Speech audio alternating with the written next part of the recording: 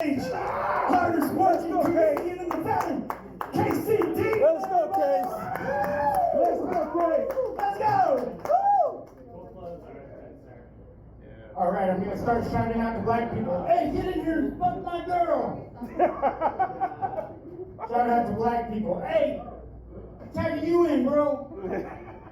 Man, Scotty Scheffler, dude, losing my dad's retirement money like this, you motherfucker. You motherfucker. All right, well, ladies, tuck in your titties, because here it comes. Uh-oh. I just got back from vacation. I took a trip. It was a psychedelic trip. Yeah, I was inspired to go on vacation after I started growing and microdosing my own antidepressants.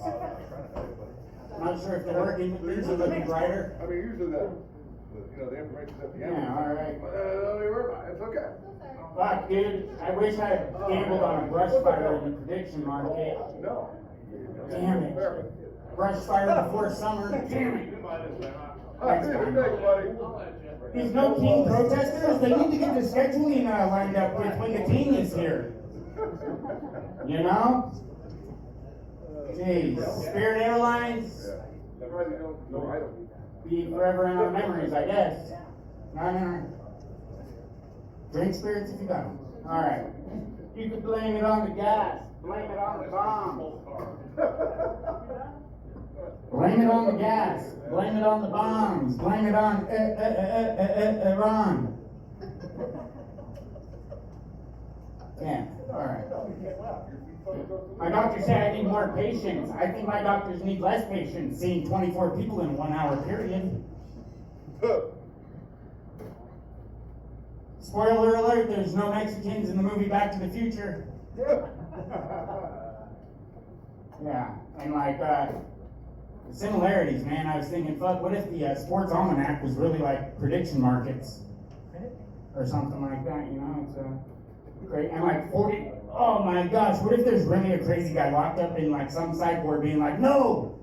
The Iranians paid me this money to build the time machine. I told them I was building a bomb, and Donald Trump's like, you keep that motherfucker locked up in that sideboard.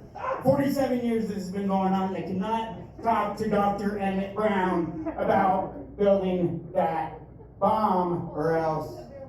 All right, and this one, thanks Tom Petty. What if there were twin sisters, Deanna and Diana, and you were like, sorry Diana, I've been in Indiana. All right. I'm trying to quit smoking cigarettes and fucking these quit smoking patches were not made for people who live an active lifestyle. I think they were made for people who are dying and fucking are like, all right, well now.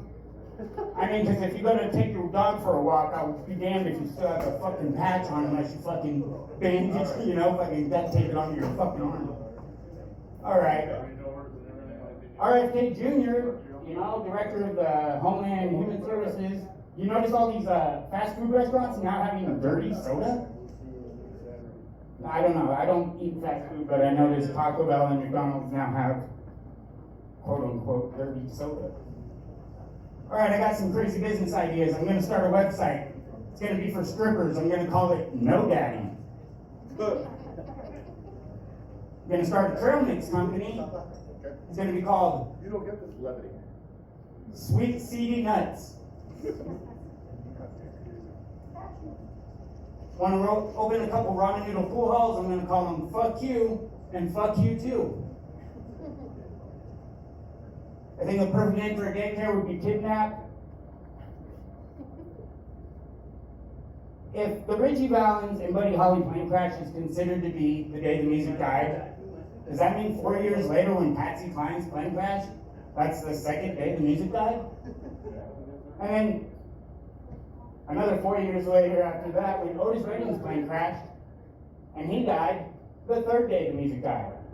And then 10 years later when Leonard Skinner's plane crashed, the fourth day the music died. And then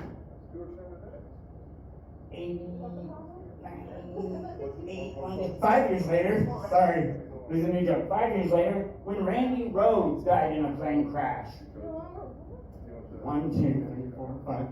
Like, this is no character I've added into the joke. The 5th day the music died. Randy Rhoads died in a plane crash in 1982, and it's ironic having the last name Rhodes, you know, and dying in an aviation incident.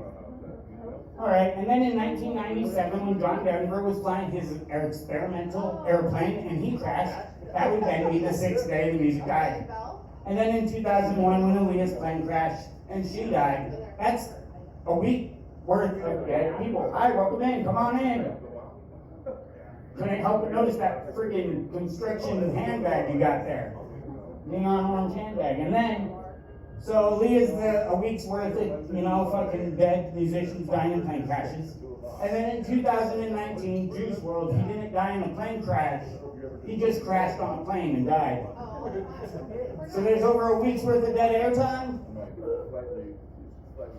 All right, that's the last page of jokes. That's the last one. Thanks for getting through it with me. My name's Casey.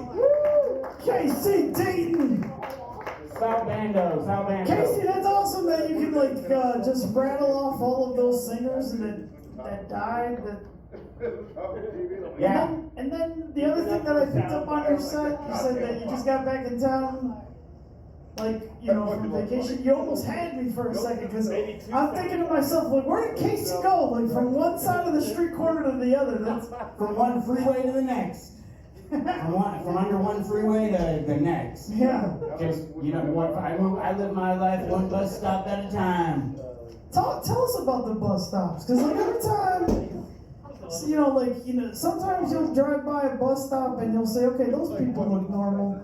And then sometimes you drive by a bus stop and the people just, they look like they got their whole life on that bench. Like a tent, Oh yeah. a sleeping bag. Yeah, some people are on their way to not be living at the bus stop, while some people are already living there. Yeah. Do you have to like knock and ask for permission to sit on that bench when you're just trying to get on the bus? Usually, if you have a lighter, you're good. You know, they'll ask you if you have, you know, if you got a lighter or like a cigarette. And heroin, you're good. Then you can just go and sit there. Heroin? What are you fucking? What are you living in the past? They don't do heroin. I don't think they. Fentanyl. I don't know what they do anymore nowadays. I don't know what you're talking about.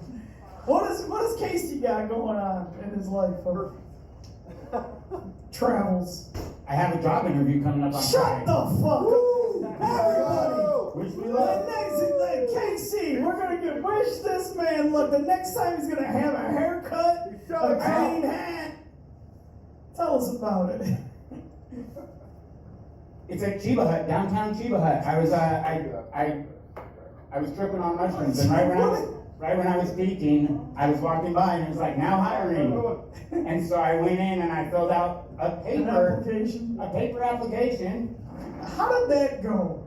One of the questions. Experience. One of the questions on the application was, what does the word hustle mean to you? And so my response was, well, it depends on if you're using the word hustle as an adjective or as a verb. So, you know. Yeah. I have a hard time thinking anybody hustles at the Chiba Hut. Good food, but it takes an hour and a half to get a burrito. I don't think they serve burritos. I think it's submarine sandwiches. Yeah. But I got a burrito. I don't know. I'm usually high when I go there, so I don't know what they. I don't work there yet. I just have an interview coming Well, up. good luck with that, man. We're all pulling for you, man. Good job. Yeah, thanks. Casey. Thanks for fucking clearing out the whole everybody else, you guys. All right. Yeah. That was your music joke.